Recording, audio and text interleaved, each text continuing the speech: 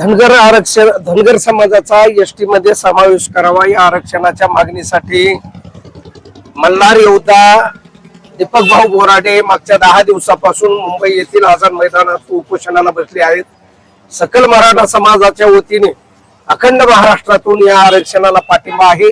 काल आमचं सर्वस्व आदरणीय संघर्ष योद्धा मनोजदादा जरांगे पाटील हे त्या आंदोलनामध्ये सहभागी झाले, त्या ठिकाणी आंदोलनाला पाठिंबा दिला आणि सकल मराठा समाजासोबतच संबंध महाराष्ट्रातल्या जनतेची ही मागणी आहे की सरसगट धनगर समाजाचा एसटी मध्ये समावेश करावा।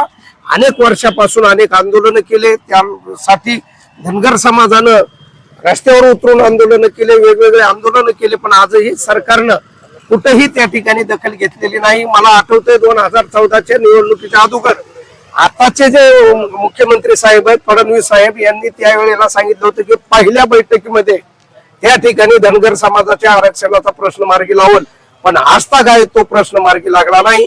म्हणून आता मुख्यमंत्री ते आहे, सर्वस्व अधिकार महाराष्ट्राचा त्यांना आहे।